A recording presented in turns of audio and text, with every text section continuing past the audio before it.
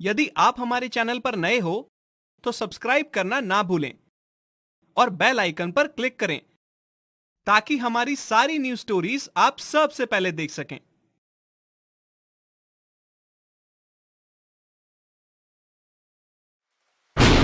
आधी रात में मूसलाधार बारिश और कड़कती बिजली के बीच में मुकेश के घर का दरवाजा जोर जोर से बज रहा था।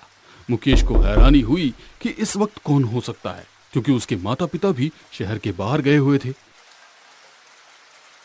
मुकेश ने जैसे ही दरवाजा खोला तो सामने एक बहुत सी खूबसूरत सी लड़की, जिसके बाल घुटनों से भी लंबे थे और उसकी आंखें नीली थी, भीगी हुई खड़ी थी। वो सहमी हुई नजरों से मुकेश की तरफ देखकर बोली, क्या मुझे आज रात यहाँ रहने की थोड़ी सी जगह मिल जाएगी? मैं बहुत दूर से आई हूँ और ऐसे मौसम में मैं अपने घर लौटकर नहीं जा सकती। मुकेश उस लड़की की खूबसूरती में इतना खो गया था कि उसने बिना कुछ सोचे समझे उसे अपने घर में रुकने की जगह दे दी।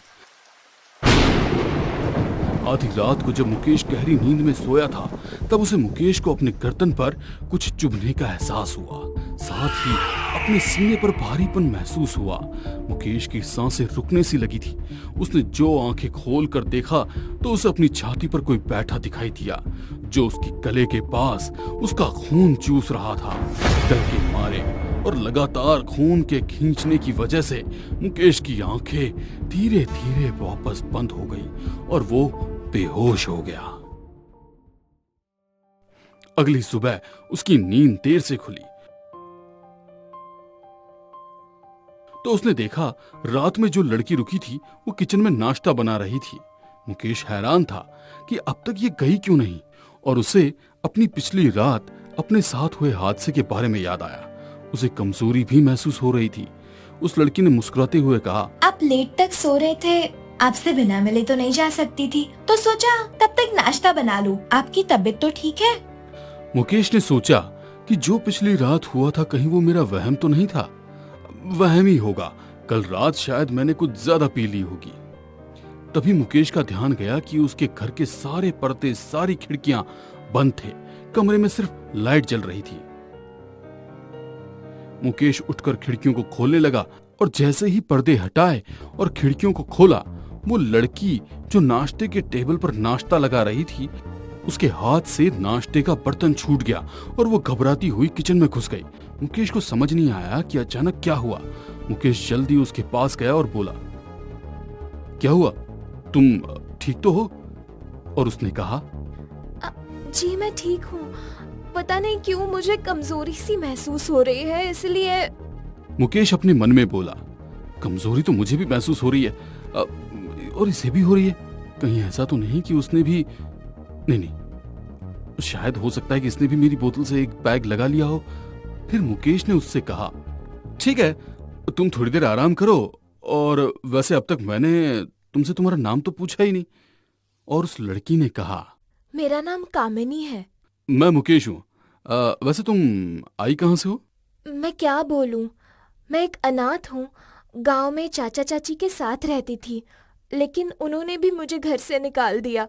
शहर में यही उम्मीद लेकर आई हूँ कि कहीं कुछ काम मिल जाए तो अपना गुजारा कर सकूं।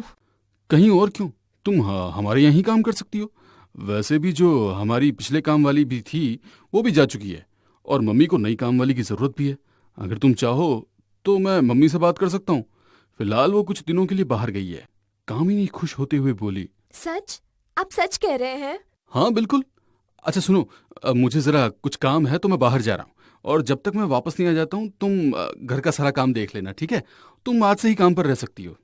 मुकेश घर से बाहर निकल गया और कामिनी के होठों पर बहुत बड़ी सी मुस्कुराहट आ गई, और किचन में खड़ी खड़ी उसकी चोटी लंबी होती गई, और किचन से ही अपनी चोटी की मदद से उसने वापस खिड़की और पर्दे बंद कर लिए। उस शाम मुकेश का दोस्त राहुल मुकेश के घर पर पार्टी करने के लिए आने वाला था। मुकेश ने कामिनी से कहकर खाना पीना बनवा लिया था। वे दोनों हॉल में ही बैठकर शराब पी रहे थे, खाना पीना खा रहे थे। कामिनी उन लोगों के लिए पानी, बर्फ वगैरह का इंतजाम कर रही थी।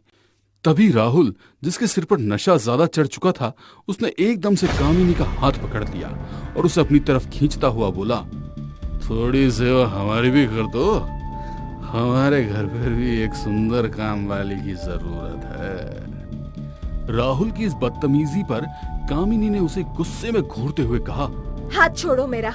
लेकिन राहुल ने बेशर्मी के साथ कहा, अगर ना छोड़ूं तो। तभी मुकेश ने राहुल का हाथ हटाते हुए कहा, ये क्या कर रहा है? राहुल हाथ छोड़ उसका। कामिनी तुम जाओ।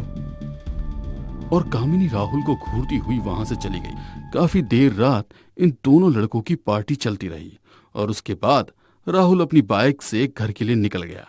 मुकेश भी अपने कमरे में सोने चला गया। अभी राहुल कुछ आगे खाली सड़क पर पहुंचा ही था कि उसे लगा जैसे कोई बहुत बड़ी तेजी से बाइक के साथ दौड़ रहा है।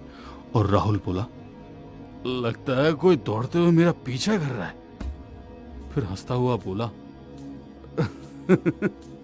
राहुल बेटे, लगता है तुझे कुछ ज्यादा ही चढ़ गई है। बोला, बाइक का पीछा कोई दौड़ते हुए कैसे करेगा हैं? तभी राहुल ने ब्रेक लगाई क्योंकि उसकी बाइक के सामने एक लड़की खड़ी थी। उसका चेहरा नहीं देख पा रहा था क्योंकि वो उसकी तरफ पीठ घुमाकर खड़ी थी। राहुल गुस्से में बोला, कौन है? अरे मरने का शौक है तो किसी और गाड़ी के पास जगना, इधर क्या है? वो एकदम से पीछे पलटी। वो कोई और नहीं बल्कि कामिनी थी। और कामिनी को देखकर राहुल हैरानी से उसकी तरफ देखने लगा।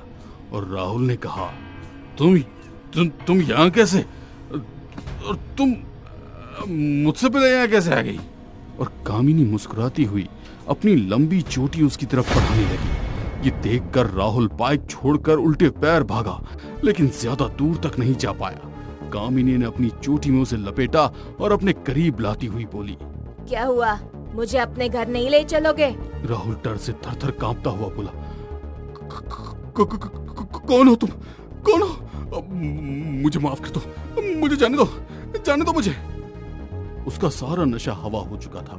कामिनी राहुल के गले पर अपनी चोटी कसते हुए उसे अपने बिल्कुल करीब लाकर बोली, पिशाचिनी हूँ मैं। तुम मेरे हाथों से अपनी प्यास बुझाना चाहते थे ना, अब मैं प्यास बुझाऊंगी। इतना कहकर उसने अपने तीखे दांत राहुल के गले में चुभा दिए और राहुल दर्द से चीखने लगा। कुछ ही देर में तड़प तड़प पर वो मर गया। उसके शरीर का पूरा खून पिशाचनी पी चुकी थी और राहुल का पूरा शरीर काला पड़ चुका था।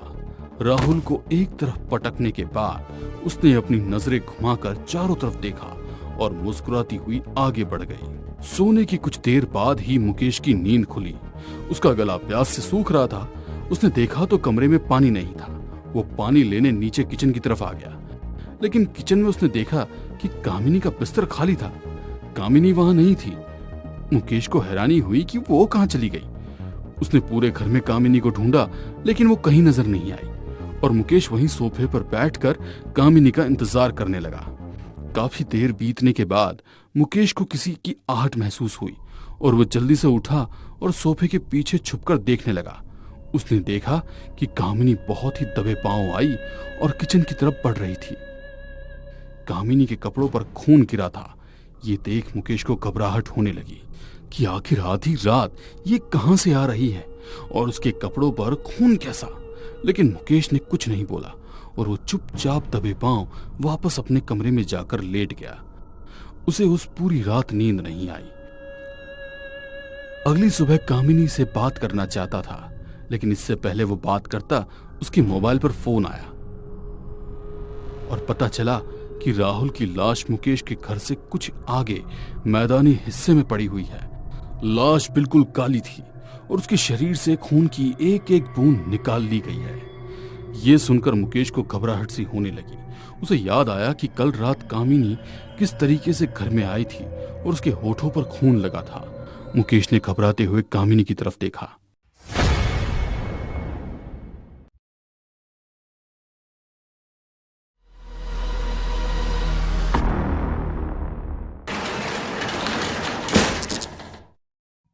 यदि आप हमारे चैनल पर नए हो तो सब्सक्राइब करना ना भूलें और बेल आइकन पर क्लिक करें ताकि हमारी सारी न्यूज़ स्टोरीज आप सबसे पहले देख सकें।